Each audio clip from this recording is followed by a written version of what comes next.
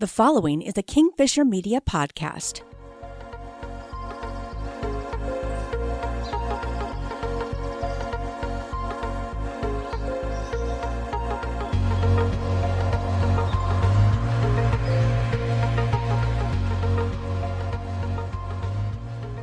You're listening to When the Bow Breaks. I'm your host, AC Fisher, and with me today is my co-host, Alexis Erlin. Our guest today is Kreed Revere. Kreed, welcome to the show. Thanks so much. I'm grateful to be here. Thank you. Welcome. Well, I have to say, I'm really excited to have you because right off the bat, I just want to let everyone know that you are our first parent, estranged parent that we've had on the show. So a very extra special welcome to you for offering your time and for letting yourself become vulnerable during this time so we can talk about some of these issues. So thank you very, very, very much for being here. We really appreciate your presence here with us today. So I wanted to make sure that I got that across to everyone. Thanks, Alexis. So really quickly, can you tell us a little bit about how you heard about the show and why you are here today? Sure. AC contacted me. He found my page on Facebook that I have for estranged moms. So I have a page and a support group through Facebook. And so that's how he located me. He sent an email and asked if I myself or anyone in my support group would be willing to come on the show. And I said, sure. So that's awesome. how I made my way here. So we had a chat with you and we talked about some things. We could have talked all day. I felt like we had a lot in common, even though we're kind of on different ends of things. So I kind of wanted to talk a little bit about that. So you're an estranged mom. You don't have to, spend this whole entire episode talking about the details of your experience, but, could you share a little bit just to provide some context for us? Sure. I'm actually reconciled with my two daughters. I have two children, two daughters, and I was estranged from them with one about a year and the other one about 2 years. And that was about 4 years ago now.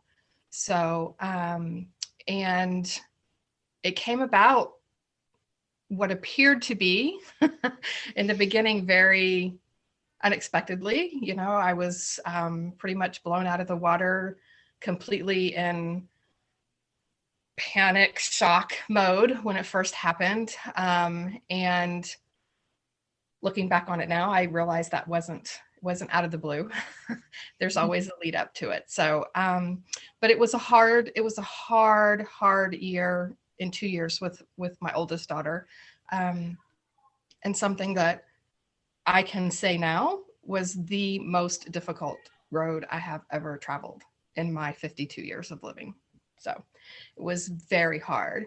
But we're on the other side of that. And so I have a perspective that's pretty wide in that, I've experienced estrangement. We have reconciled, and I can say that reconciliation is not always what we think it may be, as moms, especially, or as a parent coming out of estrangement. Yeah. This belief that we'll come back and be the way things used to be, and that's not the case. So yeah, I mean, I can go into as much detail as you want. I'm open to sharing my story, but just let me know how much more you would like for me to share. The first question that kind of jumps out at me is, when you talk about the reconciliation and things not going back to like the way they were, I can understand this being kind of like surprising maybe for all parties involved, but I can't help but wonder, like, is this something that is disappointing that things didn't go back to business as usual? Well, I think it's twofold. Disappointing in that I don't feel as close to my children as I once thought that I was. And so we've had to redefine our relationship with one another. And So that part's disappointing. The other side of that same coin is it's refreshing to know that we can have a do-over, if you will, but in a more healthy way of being in relationship with one another, for both, as mom and daughter, but also me as an individual, them as an individual as well. So I think it's a mixed bag, as most of estrangement is, and reconciliation can be as well. So does that answer your question? No, it actually answers it very well. Like, sorry, I don't want to like completely hijack the interview here, but you've immediately piqued my curiosity here, because I somewhat recently-ish reconciled with my mom after 6 years of no contact. And on the kids end of the equation, I feel a lot of what you're saying. Like, we've come back together, but things aren't the way they were. But Right. I can't say it's a good thing or a bad thing. It's just a thing. But I often get stuck in this frame of mind where I wonder, like, if I had the ability to communicate with myself pre-estrangement, what kind of message would I send back through time that might help me kind of cope with the process? Is there any of that sort of thought pattern with you, like in relation to how you approached your relationships with your daughters pre-estrangement? I don't know. I mean, obviously there are things that I would do differently and would like to get a message out to myself and to them if I could go back in time, so to speak. But I don't think that there's, it's such a convoluted experience. And it's so emotional. There are just so many layers to estrangement that it's hard to say, well, if I could have just said this to myself, it would have fixed everything, or it would have never happened, or it would have been different, or we wouldn't have lasted as long, or, those types of things. It's really, for me, it's really hard to say that there's just one or two layers to this. It's just, for me, there's so many layers. Yeah. I know that that's not really answering your question, but I don't think that for me, there's any one or two things that I could have gone back and said and it would have turned out any different. I feel same cookie, different shape. I feel like you've done a great job of answering the question, actually, because I don't think that there is a clear answer. And I think that for anybody dealing with estrangement in any capacity, I don't think that they can really fully absorb how complicated these relationships are. Yeah, because we get a lot of those questions. Why can't you just talk? Why can't you just, it's like, you don't really understand. It really is complicated and it's hard to sift through. And that's why, a lot of us end up in counseling, because we need someone to kind of help us figure this stuff out, because it is hard to answer, because it's a mixed bag. It's complicated. There are lots of layers, and it takes time to even get to a point of reconciliation. And that was another question I had for you, is that, how did you get there? I mean, if you could answer really quickly, who initiated the no contact? Because that kind of puts things in perspective for AC and I, because his mother initiated no contact with him. I initiated no contact with my parents. Sometimes it matters, sometimes it doesn't, but I'm just curious, who initiated no contact, and then how did you reach a point of reconciliation with them? Yeah, no, it's a great question. My daughters initiated the no contact. So I had, immediately prior to the estrangement, I was in a super stressful time in my life. I was going through a separation with my partner. I had a super high stress job that was just making me crazy. And my partner also found out they had cancer in the midst of all of this. So there were so many emotions going on. And then about It was right after the first of the year. We're almost actually at that anniversary date having this conversation today. Oh, wow. Yeah, I didn't know. Happy anniversary. I didn't realize that until just now. But it just stopped. There was a conversation that I had with my daughter via text, my oldest daughter via text, right before the estrangement happened.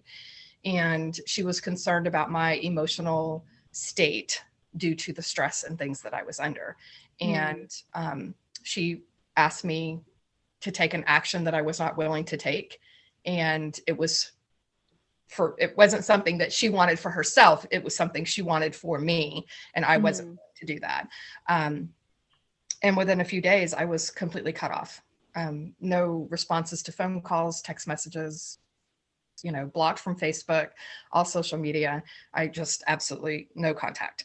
And so that went on for about 6 months or so, where I just had zero contact with them. I did know through my parents that they were in contact with my parents, so I knew that they were okay. But that was one of my biggest things that I faced in the midst of my estrangement, was the concern of, are my kids okay? Yeah. Because it went from regular contact to nothing overnight, seemingly. Yeah. Overnight. So that happened. And then about the 6-month mark, my youngest one, she started to respond to some text that I'd sent. And we very, very sparse communication with her. And then that eventually led to communication through email with my oldest. Although those communication exchanges were not pleasant. They were very, very taxing. And I'll just leave it at that with me. So emotional. like I said, my estrangement with her went on for about 2 years, my oldest. And for my youngest one, it was about, I would venture to 8 to 10 months was before we really started to be able to sit down and actually have conversations about important things. Mm-hmm. So, and then that reconciliation piece came in when, I think my youngest kind of played a hand in helping me to reconcile with my oldest.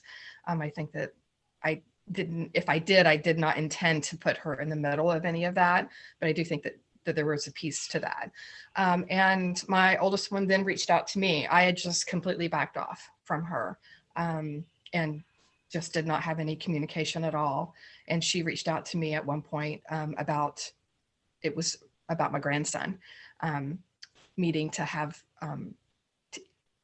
for a meal for his birthday. So that's how we started to get back into communication. And even after that, it still took almost another year before we could, I felt have an actual conversation. Yeah. Right. Yeah. I feel like, I mean, this is something I haven't really talked about on the show yet, but I guess I should start talking about it now because this is totally relevant to this episode. I started to have communication with my mom this past summer. She reached out to me. It was kind of funny. It wasn't like she didn't actually say anything. She just sent me a link. So I thought, oh, that's, but we're in very low contact. Like we have contact with each other, but we're not at that place where we can have a conversation or even agree on what to talk about because there are so many things that are off the table for both of us. We haven't really found anything where we can meet in the middle, and poor AC he's been kind of mediating for us this entire time. And so I can only imagine how frustrating it is for someone to be in the middle like that. Yes. But anyway, I guess what I'm getting at is, I'm kind of going through that myself personally. So you said it took like about a year for you guys to really be able to talk. So what was that year like? Those little messages, hi here and there, how did that feel? Where you felt you were kind of in limbo, I suppose. Yeah, it's a great question. It was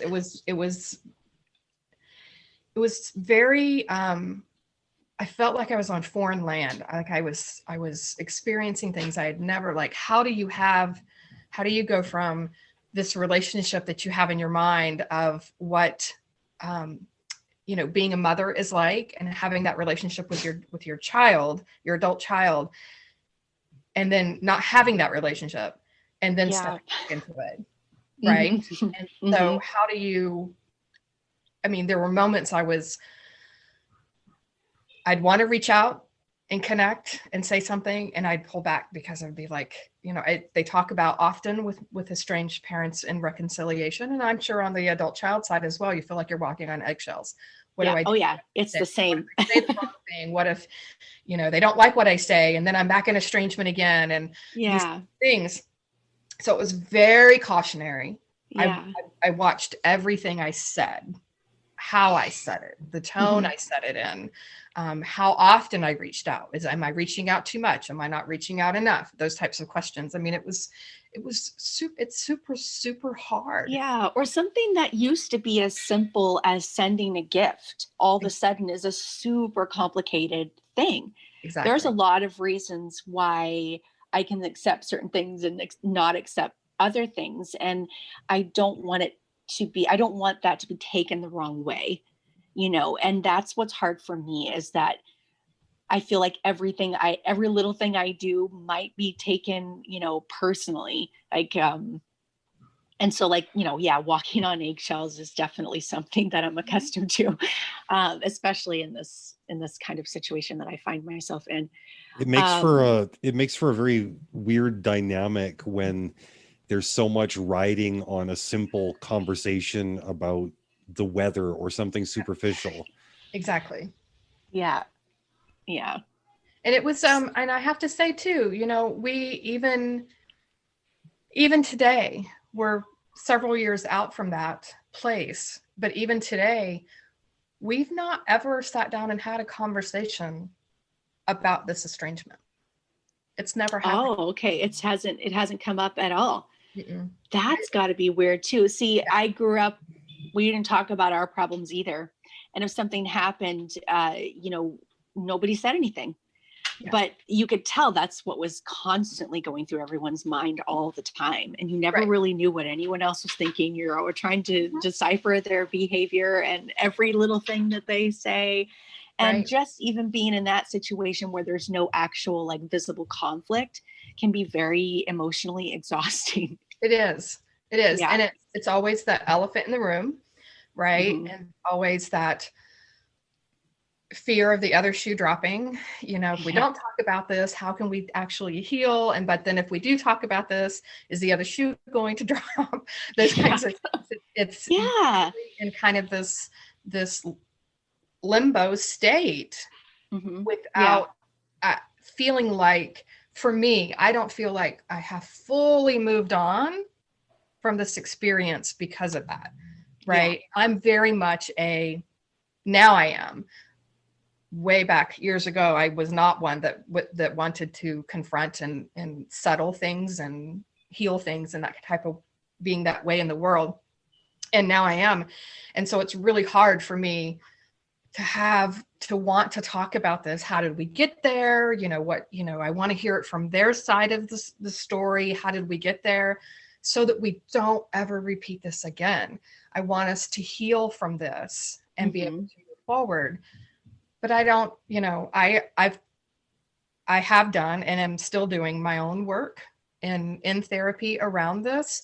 I don't claim to be perfect. I'm not, all healed and I'm a mom. The perfect parent. I am far from that, but I'm continuing to do that personal work so that I can show up and be better in relationship with my children. But that's what I can do. It's up to both of them. I have talked about it with my youngest daughter, but not with my oldest. And it's up to them on if and when they're ready to come to the table with that. And I think that's something that a lot of estranged parents have such a hard time with when it comes to reconciliation. They're like, it's kind of like they either, oh great, we're reconciled, everything's back to normal. And we're back to normal. Yeah. Or they're like, what do I do with this? I don't know how to be with this, right? The change is very, very difficult. Yeah, it's very difficult. Yeah, it's, as much as I wish that I could go back to the way things were, it's like the way things were one of the reasons why it became estranged.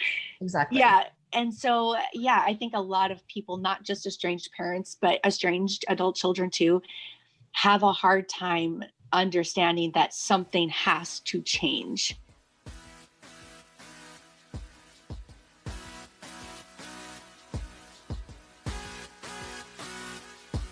The views expressed on this show are opinion and experience based and are not intended as a substitute for therapy.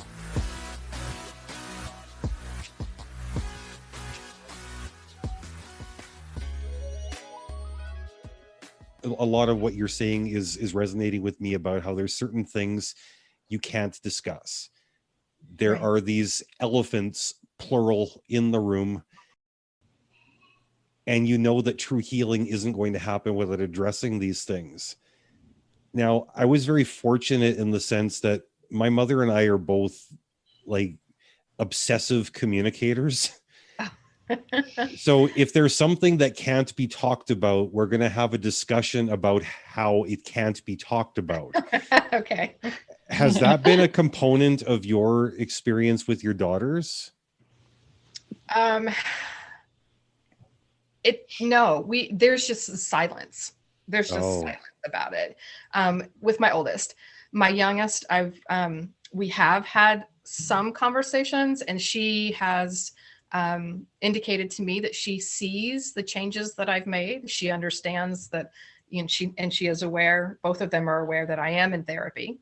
And she recognizes that and recognizes that I have made changes. But as far as like the details of why did you initiate estrangement, like those types of questions, that's never been discussed. I've never asked that. And a big piece of that is the whole, there's a therapist, the ones that I talk to, and I had just kind of an insight to this. I also, not only am I a therapy client, I work with therapists. I have a lot of therapists that are friends. So I'm kind of in that world, and I feel like I have a little bit more insight than the average person would have about psychotherapy. And one of the things that they shared with me when I started going through this experience was it was so traumatizing to me that oftentimes, and I still have, and I'm probably going to get emotional about this. It's okay. I still have almost like PTSD effects from the estrangement, in that there are a lot of things that happen that trigger me. And I go right back to that fear and the, what did I do to deserve this? And how do I get out of this? Panic. Yeah. So that causes me to not talk about things, not to initiate conversation. If they were to initiate that with me, I would be open to that conversation. But because I fear another estrangement, I don't bring it up. Right. I'm sorry. No, that's okay. I'm getting emotional too, because estrangement's very traumatic. And when you're both going through this trauma completely separate, you can't bond over it. And so you're going through this really terrible thing, and you have to reach out to strangers, and that's very scary. Right. And then every time you think, oh, I'll reach out, or I'll say something, you have that fear again. It's like, what if I make this worse? Right. Exactly. Because if anything, we don't want it to get worse. We want it to get better. But it's like, finding out what has to be done is such a challenge.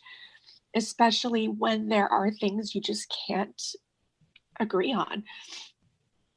Sorry, I'm just going to take a minute. Sure. No, this is one of those situations where I feel kind of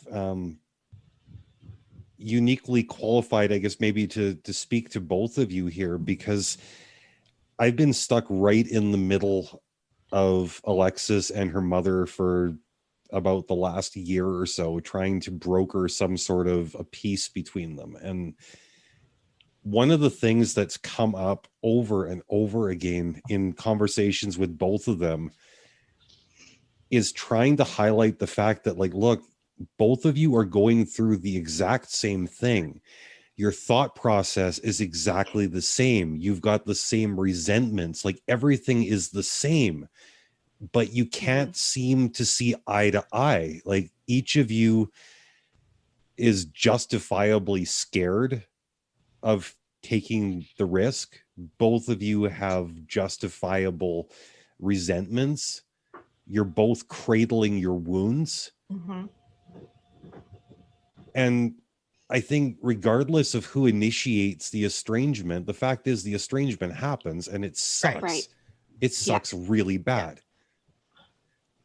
And I don't think that, like, somebody initiating an estrangement is like what damages or destroys a relationship. I think it's a symptom of something that's gone horribly wrong. Yes. Yeah. Absolutely right. You know, and hearing your perspective now, Kreed, and how Alexis is sort of bouncing off of it. Like, I mean, it really brings me back to what she had suggested a little bit earlier of maybe like some sort of like role play exercise where the two of you can just directly bounce off of each other as, you know, like a surrogate mother-daughter.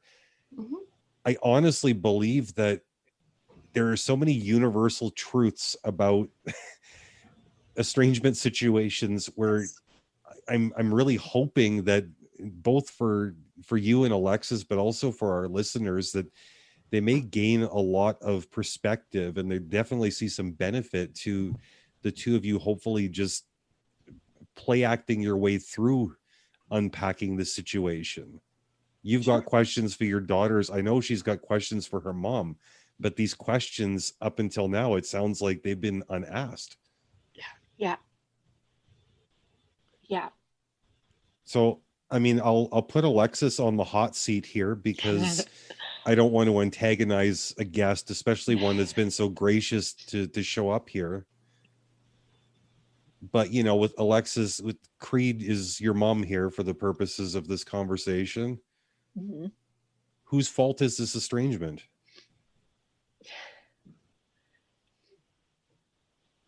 I don't think I can blame any one person, to be honest. Like you said, it's complicated. There are a lot of layers, a lot of things that went into it and contributed to it. And I felt like all of the contributions that I felt like all of those things accumulated so fast. I had no time to stop and just explain things. Or I tried in little pieces and it wasn't registering. They weren't really hearing me. And so that was very, very frustrating. But I don't think I can blame any one person. I know I initiated it, but if I hadn't, things would have continued the way that they had been for decades.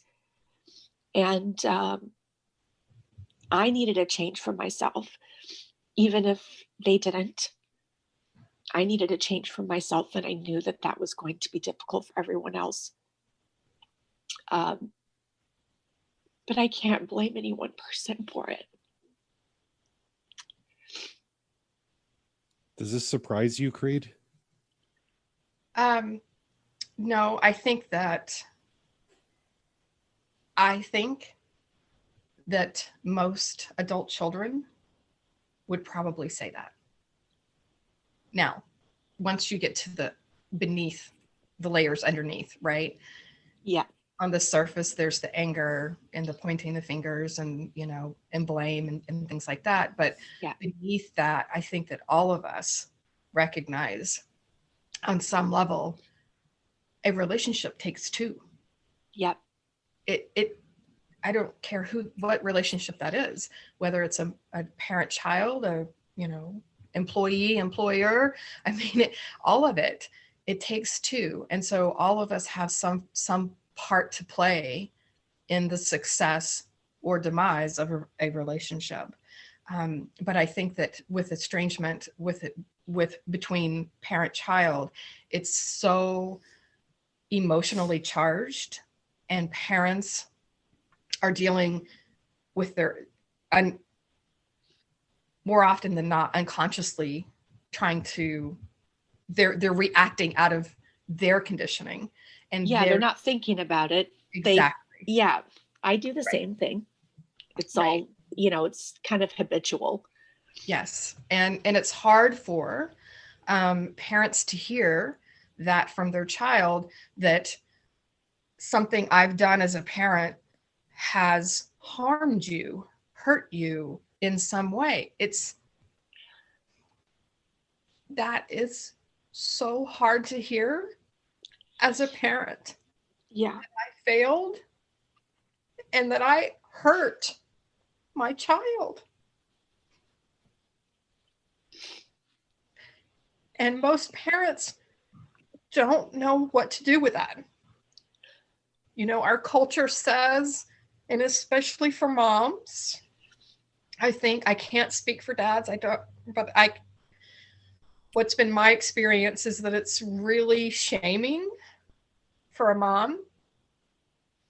I actually was asked on occasion, what did you do? Yeah. To cause your daughters to not want to talk to you?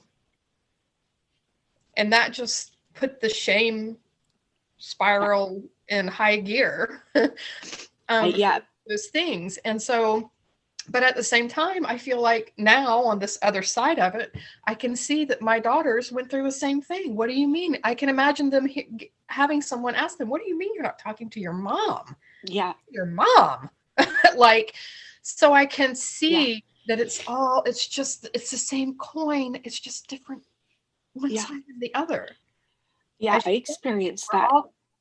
What's wrong with you? Why did you walk away from your family? And your church, you walked away from everybody. What's wrong with you? Oh, she's gone crazy. Things like that. The shame thing I'm actually finding kind of interesting. I'm finding it interesting for a couple of reasons. One is, Alexis, that you are easily identifying with Kreed's shame as being valid, but I've not seen this same kind of reaction to your mother experiencing this kind of shame. It's like when she's describing, well, I'm just wondering, hearing Kreed describe the mother's perspective. I know you're a mom, but you're not a mom of estranged adult children. Right. So I don't think you can get it entirely. No. I'm just wondering though, hearing from a mom who's going through probably very similar things to your own mother, how, if at all, is this changing your perspective? Well, I don't know. I think maybe my religious upbringing might have a hand in that, just because from their perspective, I'm seeing it's like a prodigal daughter. So I don't know if the shame that I experienced, is the same as as my mom's. I don't know what that's been like for her, because again, that's not really something we can talk about for some reason. And I wish we could. And like you said earlier, I guess you were kind of, upset and, kind of stomping your feet in the beginning. You didn't want to do what your daughters had requested. But then you got to a place where, you started to understand and get to a place where you could talk. And I feel like that's the only reason I can't understand my mom, is because we can't even get there. And that's what's very frustrating for me. I feel like I can understand you because we're having a conversation. You're listening to me. I'm listening to you. We don't have any water under the bridge, so we have no reason to argue. It's harder. I think, and Alexis, I have to be honest, with my own daughters, I pre-therapy for estrangement, I could not have had this type of conversation with them. I couldn't have had the conversations I have had thus far with them without doing my own personal work. I am just such an advocate for moms, and this is what I do with my support group for moms, is I'm trying to bring them back to stop pointing the finger at your adult children, and let's take a look in here inside our own hearts and find out, where were we hurt, right? There was a time in my life, didn't occur to me until after my estrangement. I was like, oh, I remember a time when I was actually estranged from my mom. Like, you don't really, it's very common. Yes, for a very long time. But there was a time when I was estranged from her. And so I went back to that experience of, how did I feel when I told my mom, stop, I cannot take any more? And then I was like, oh, wow, maybe that is what my own child is thinking, right?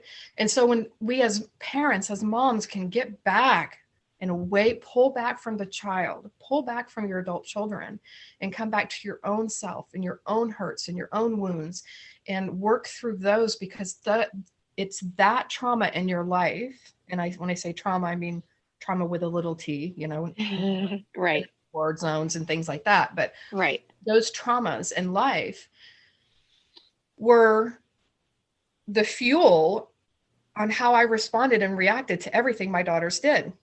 Yeah. And when I got into that and learned more about that and how it affected my life and the way that I respond, then I was able to make changes, and I was more willing to make changes. And so I think that that's the piece that I don't see a lot of parents wanting to do. I actually kind of hear the opposite from parents. They're like, they see their kids going through therapy, and so they blame the therapist. Oh, the therapist is the one who caused this estrangement. The therapist is the one who told my child to leave me, and I'm like, the therapist turned you into an atheist or something like that. Yeah, those kinds of things. And it's, not every therapist is that's fantastic. True. I mean, it's like any other profession. However, the majority have, they're working to make things better and to empower whomever their client is, be it the parent or the child. Yeah. So, and I get that, Alexis. It's when you've got the water under the bridge and the history, it's really hard when it's hard to stay on track. Yeah. Right. It's hard to stay on track when you feel like you're not being heard.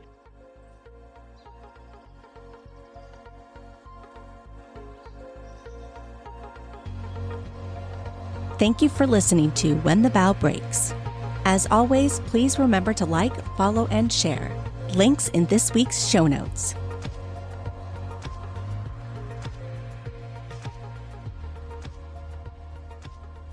What was it, Tina Gilbertson? I heard her say the other day in a podcast that she does, that acknowledgement is like catnip for humans.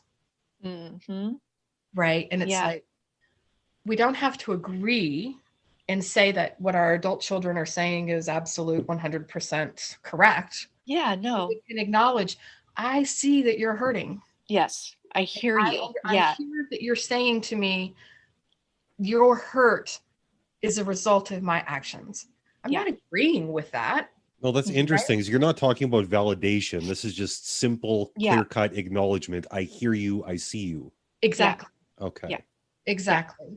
And that's can be a starting point before we can get to validation. Yeah, no, that's a big thing. It's such a small thing, but it's such a big thing. And that was my thing. It was like, why don't they even acknowledge this? Like, it felt like emotional abandonment. Like, I don't know if that's like, an exaggeration, but that's that's actually, that's a good question for you, Kreed, because this is something that, again, like me middlemaning between Alexis and her mom, I hear both ends of it.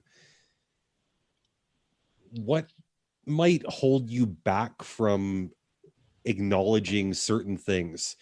And I'm not talking about like things that your daughters might bring to the table, but things where it's like, you're a mom. You got eyes in the back of your head. You've been training for this like their whole lives. Right. You know what's going on a lot of the time before they know what's going on.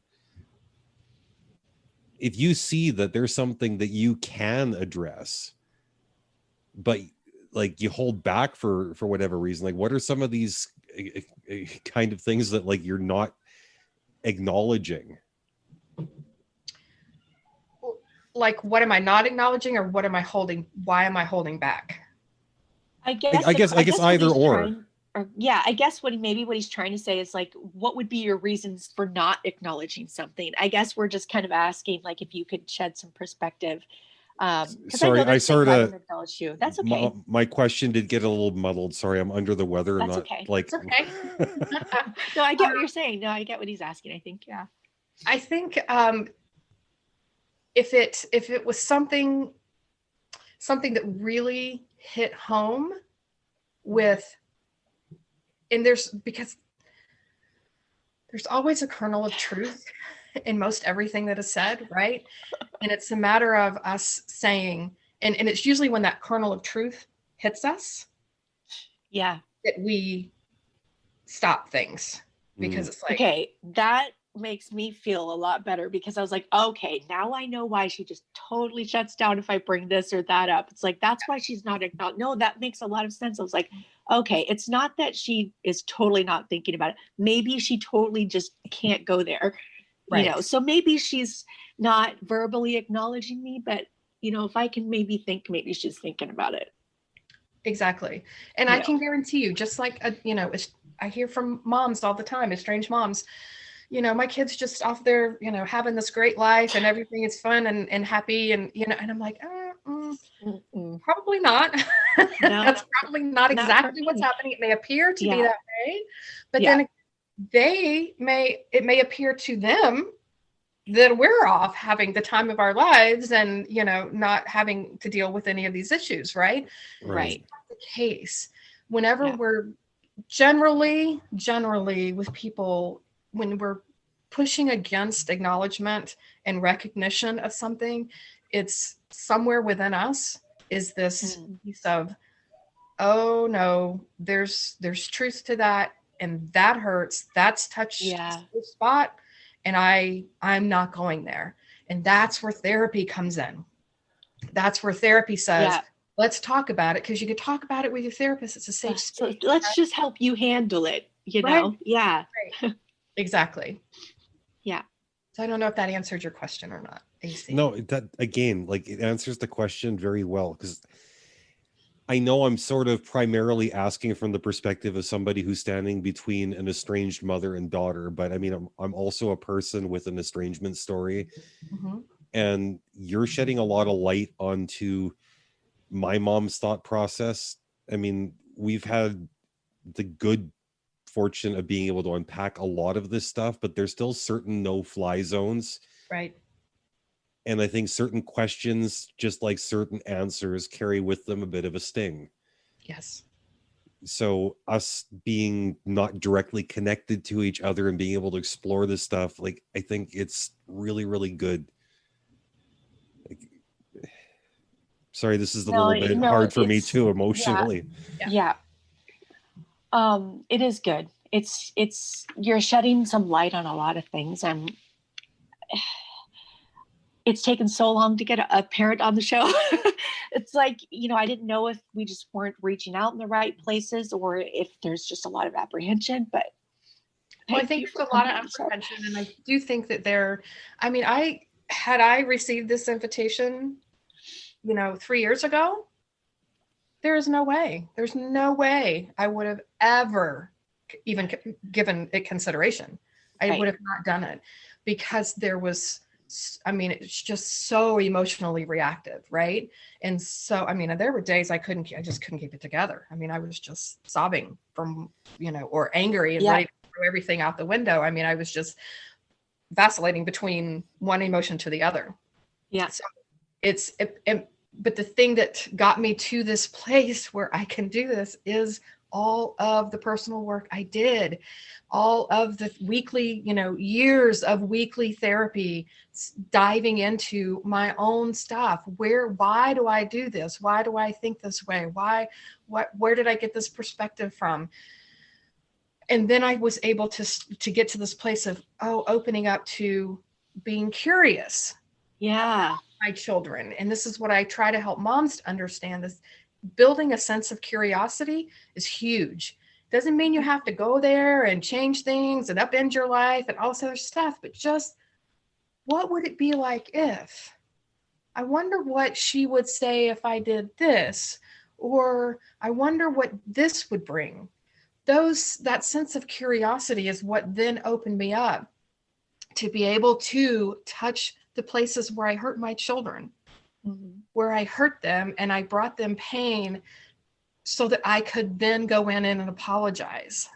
No, that's really big, because like you said, in the absence of curiosity, you have more of like an assumption frame of mind, and assumptions are going to lead you down the wrong path. And that's frustrating for me, because I was raised in a way where I was always having to guess what everybody was thinking. I always had to assume things, and it's a terrible, terrible habit. And so, like what you said, instead of trying to figure out what motives are, or it's like, no, why don't you just start asking yourself those questions? Like, yeah, what would happen if I do this? And sometimes it gets exhausting. Sometimes it's emotionally difficult to even think about the possibility of this or that happening. But that curiosity, like you said, asking those questions, it's like, okay, well, then those questions start to evolve into deeper things. And then you're starting to ask, well, why would I respond that way? Or why would she respond that way? Like, there's more to this. Let's figure it out. That curiosity is really important. And if going into therapy, when you have that curiosity, it can even be fun. It can be. There's times I have laughed on the sofa at my therapist office, and I've said, wow, how did I ever even think to come to that conclusion? Yeah. It was, it was like the aha moments, the light bulb moments, and things like that. I can do that. Yeah. Exactly. I can say no, or No, I like that you brought up the curiosity too, because that you articulated that very well. When I think back on my own estrangement story, I knew I wasn't ready when I couldn't even think about what my mom was up to, what she was all about, what she was thinking. It did get to a point where I was honestly thinking about, okay, well, where's she at? How's she feeling? But to take the curiosity angle a step further, when we finally did start talking and having functional conversations, I think a big component of that functionality was the fact that not only were we curious about each other, but that we were expressing that curiosity about each other. Yes. And that in many ways, I think, validated both of us. Because I was so used to approaching my mom thinking, no, I know what you're all about. You can't explain to me something different. I'm not hearing it. I know what a nasty mom you are. Yeah, right. We know this story. Yeah. And I was at the same time, somewhat unfairly and ironically frustrated with her, because she was looking at me and thinking, no, I know you better than you know you. I changed your diapers, you little shit, Yeah, I remember more about your life than you do. But when we got to actually talking like actual people, we gained such an appreciation of each other. And I came to realize something that I don't know if your daughters have expressed this to you, but this is something that I had to express to my mom. And it was the most difficult but meaningful thing in the world for me to get to the place where I realized that all these years I'd been taking my mom's inventory and thinking like all the ways in which I had disappointed her. It had never occurred to me that she had disappointed me. It had never occurred to me that I had also disappointed her. It wasn't just a case of her being less than ideal of a mom. I was less than ideal of a kid. And I don't want to like get too far down the rabbit hole of plugging my other podcast, but I mean, I did an episode writing about how my mom was so much more than the labels that I had assigned to her. She was actually a dynamic person. And whereas I had assigned labels like failure and abuser and inconsiderate to her, really the labels that should have been assigned were things like trying, growing, hurting. Mm-hmm. And I don't know where your daughters are at exactly, but I feel fairly comfortable speaking on their behalf that like somewhere in there they see these things in you too. And you don't have to have like all your things figured out. You're putting in an effort and you're being open about that effort. And I think that is so commendable. It's And not easy. I don't think that most of us doubt the love that our family members have for us or that we have for them. I think something that's too often not expressed is that it's not just a case of, hey, I love you, but it should be a case of, I need you. You're essential. You're not optional. Right. Yeah. Not And on some something on my level, to-do list, or I think that a lot of the hurt comes out of the fact that you are essential, but in some ways, their ability to navigate you kind of wasn't there, and maybe like that dominated their perspective over their ability or their need to have you around. Like that pull in two separate directions, it's powerful and it's damaging. I guess like I'm not trying to speak too much in circles, but you know, this is emotional stuff, and I feel like, you know, I want to just reach through the screen and say, I love you, Mom, on their behalf. Thank you. I think that hit home, because no one wakes up one morning and says, oh, I think I'm just going to estrange from everyone today. That's not how it works. No. And I know that me as a parent, I was a single parent for a number of years, and I was in survival mode a lot of those years. And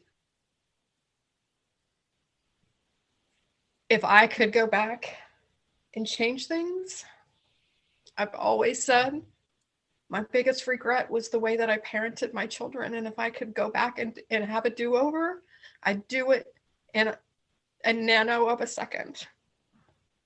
I would redo everything, but I can't. And I'm a human being with feelings just like my children are. And I just hope that one day they can be at the place where they understand that their mom tried and I did the best that I could with the information I had at the time. And the only thing that I can do now, having more information, is to do it differently moving forward. Yeah. And if there's one thing that I could say to all adult children who have estranged from their parents, is to maybe one day be able to come to the place where you can see your parent as a human being who has faults, who tries the best way they know how to be a parent. No one sends us home with an instruction manual on how to parent children. Yeah. And we make a plethora of mistakes. But we try. And we do the best that we can. That being said, I can also say that I hope that estranged parents can understand that your child is a human being too.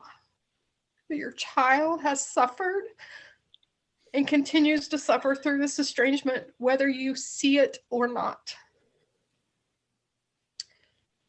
And that if you can get to a place where you can recognize that and hold that front and center with everything that you do, healing can happen. It's not going to happen overnight, and it's not going to happen in 2 days, in a week, or what have you, but it will happen. But we're all human beings, and human beings are fallible. None of us are perfect. Thank you for sharing that, AC. I hope that one day my children can come to that place where they can understand me as a person who's tried, and that I can be a needed and welcomed part in their life. I honestly, like, I hope for their sake that they can get to that place too, because I know how much personal healing only comes as a result of these types of realizations. It's not about excusing the fact that, mistakes were made. I understand. I think, like you say, there's a place where these mistakes are coming from. They come sometimes from hurt. More often than not, they come just from inexperience. Like, all of us are parents. I know that it's not a question of if I'm messing up my kids, but how I'm messing up my kids. Yeah, and how to repair it later. So I think I got to bring a lot of that to the table too, thinking like, if my mom went through what I'm going through with my kids, oh man, I'd hate to think that the day comes when my kids come to me, they take my inventory and say, this is where we part ways. Right. Yeah. I mean, I feel kind of bad. I feel like this conversation in certain ways has been very disjointed, but I mean, that's kind of how the subject matter is. It's not easy ground to cover. There's so many confusing elements that are bouncing off against each other. Exactly. Yeah, and like as an estranged adult child, with kids, that runs through my mind all the time. How do I make sure that this doesn't have to happen to our family?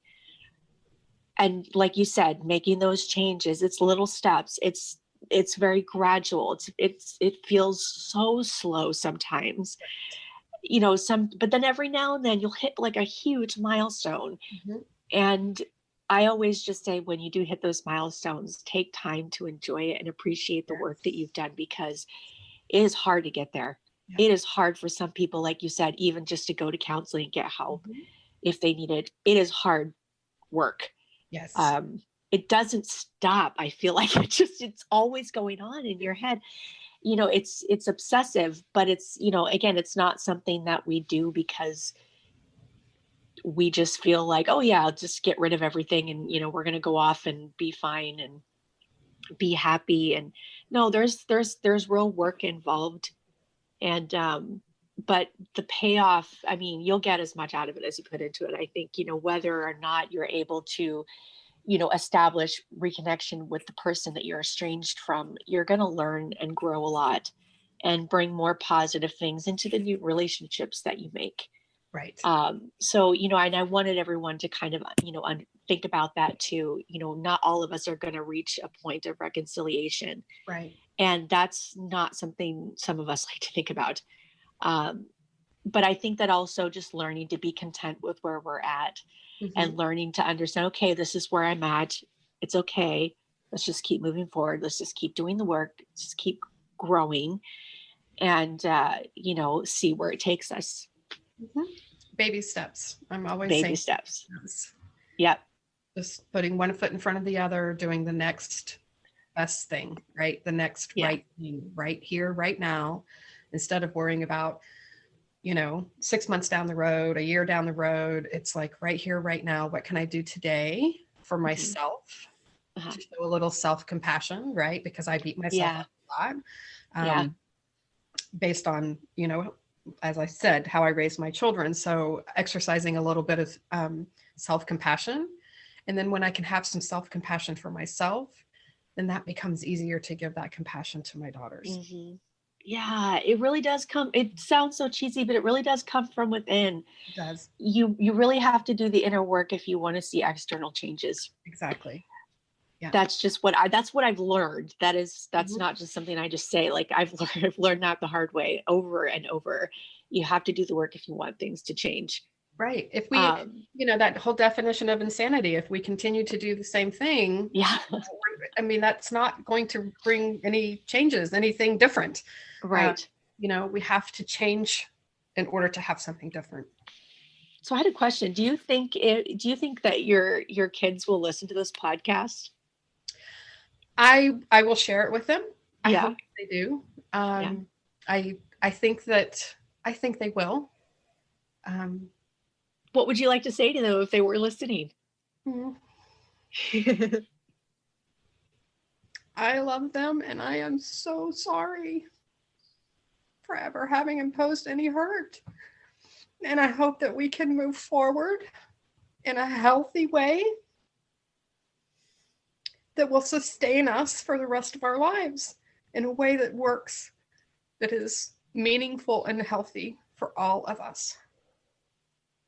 And they have the support of the show. Yeah, everyone who comes on this show is like family to us. I can't express how much this has positively changed our life. This little show that we started about estrangement.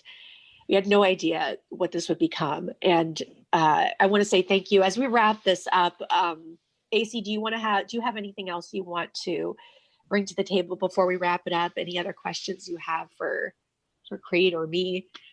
No, there's just one quick thing I want to mention, maybe possibly in passing. Anybody who's listening to this, feel free to reach out to the show if you've got questions, either as a estranged child, estranged parent, estranged sibling.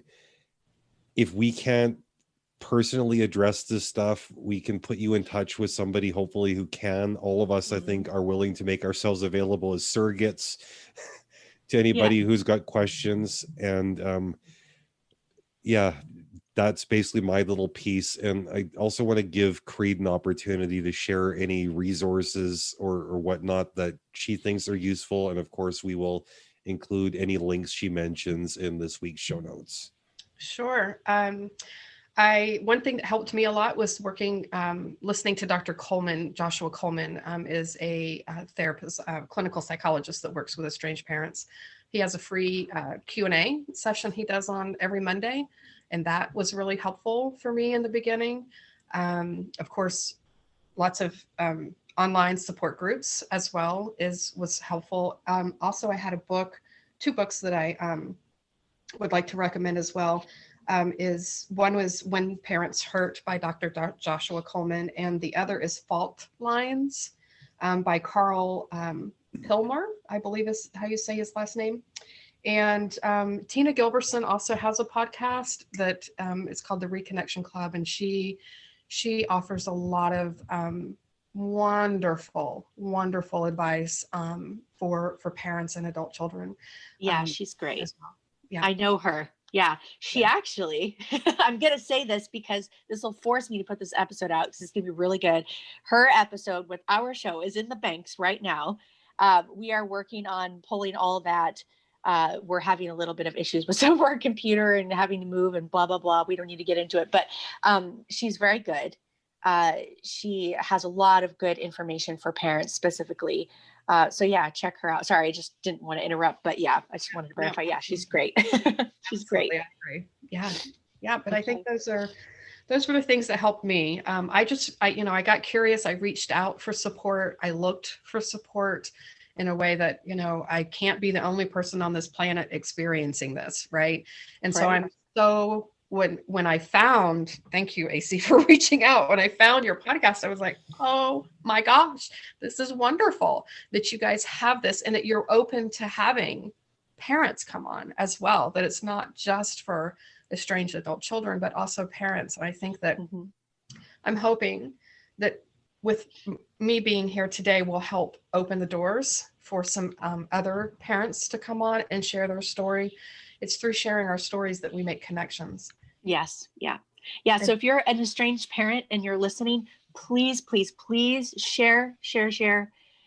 we need to get the word out to more parents. Yes, When the Bow Breaks podcast is not just for adult children. It's for anybody experiencing any level of estrangement. Siblings, marriage, you name Yep. it. Anything. Yeah, this is meant to be a resource for anybody experiencing estrangement. So yeah, share it with anybody and everybody. Estrangement's more common than you think. Like you said, you experienced estrangement, didn't really realize it, Right. until you're older. So yeah, share. If you want more information, you can go to our website, wtbbpod.com. And which is a Kingfisher Media production. So we have a Facebook page if you want more information about Kingfisher Media Productions. So you can visit us there. I'm trying to think, is there anything else? This was a really great episode, Kreed. Thank you so much for being here. Again, I can't say it enough. I've said it too much already, and not too much, but you know what I mean. I really appreciate you being on the show. And I hope that this episode will help a lot of parents and a lot of adult children too. So thank you for listening to When the Bow Breaks podcast. We will see you next time.